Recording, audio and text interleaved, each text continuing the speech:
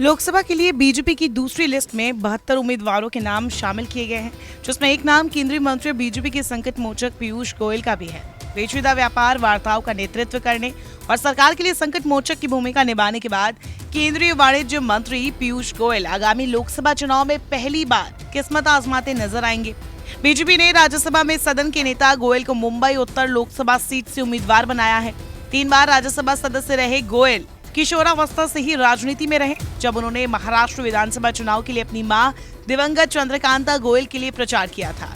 पीयूष गोयल के पिता वेद प्रकाश गोयल लंबे समय तक आरएसएस के कार्यकर्ता रहे और उन्होंने संघ के दिग्गज बाला साहेब देवरस, अटल बिहारी वाजपेयी और लाल कृष्ण आडवाणी के साथ मिलकर काम किया।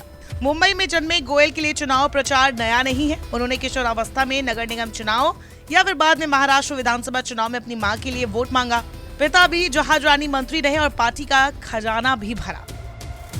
पीयूष गोयल को 2010 में बीजेपी के राष्ट्रीय कोषाध्यक्ष के रूप में नियुक्त किया गया था और अपने पिता की विरासत को उन्होंने जारी रखा। गोयल का एकेडमिक रिकॉर्ड शानदार रहा है। उन्होंने चार्टर्ड अकाउंटेंसी परीक्षा में अखिल भारतीय स्तर पर दूसरी रैंक हासिल की। उन्होंने भारतीय स्टेट बैंक और बैंक ऑफ बड़ौदा के बोर्ड में सरकार द्वारा नामित निदेशक के रूप में भी काम किया। गोयल को मोदी और गृह मंत्री अमित शाह का विश्वास हासिल है। पहली मोदी सरकार में उन्हें बिजली, कोयला और नवीनीकरण ऊर्जा जैसे विभाग सौंपे गए। उन्हें रेल मंत्रालय का प्रभार दिया गया और बाद में अरुण जेटली के अस्वस्थ होने पर उन्हें वित्त मंत्री भी बनाया गया। गोयल ने बिजली वितरण कंपनियों की वित्तीय समस्याओं के समाधान और उनकी परिचालन दक्षता बढ़ाने के लिए बिजली क्षेत्र में सुधारों पर जोर दिया और दुनिया के सबसे बड़े एलईडी बल्ब वितरण कार्यक्रम को शुरू करने में महत्वपूर्ण भूमिका निभाई। पीयूष गोयल ने कई बार संकट मोचक का भी काम किया। बीजेपी के वरिष्ठ नेता थावर चंद गहलोत के कर्नाटक के राज्यपाल के रूप में कार्यभार संभालने के बाद उन्हें राज्यसभा के नेता के रूप में नियुक्त किया गया था। तो वहीं रामविलास पासवान के निधन के बाद उन्हें उपभोक्ता मामलों और खाद्य और सार्वजनिक वितरण मंत्रालय की जिम्मेदारी सौंपी गई थी। कोविड-19 महामारी के बीच महत्वपूर्ण मंत्रालयों का प्रभार संभालते हुए गोयल ने प्रधानमंत्री गरीब कल्याण अन्न योजना के तहत लगभग 80 करोड़ गरीब और कमजोर लोगों को मुफ्त खाद्यान्न के वितरण का सुचारू कार्यान्वयन सुनिश्चित किया था।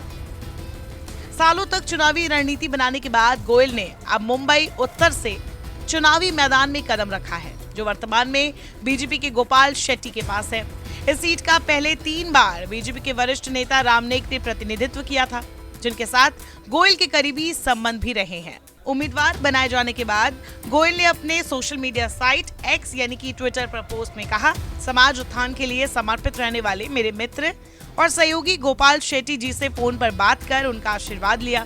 उन्होंने मुझे आश्वस्त किया कि इस क्षेत्र के उत्थान और निरंतर प्रगति के लिए उनका स्नेह और सहयोग हमेशा मिलता रहेगा।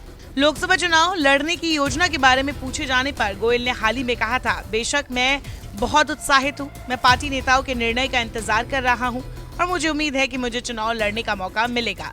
ये मेरा सौभाग्य होगा।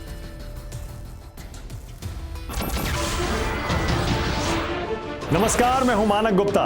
अगर आपको हमारा ये वीडियो पसंद आया हो तो इसे लाइक और शेयर जरूर करें और हाँ, हमें सब्सक्राइब और फॉलो करना ना भूलें ताकि आप देश और दुनिया की कोई खबर मिस ना करें। तो जुड़े रहिए हमारे साथ और देखते रहिए न्यूज़ 24।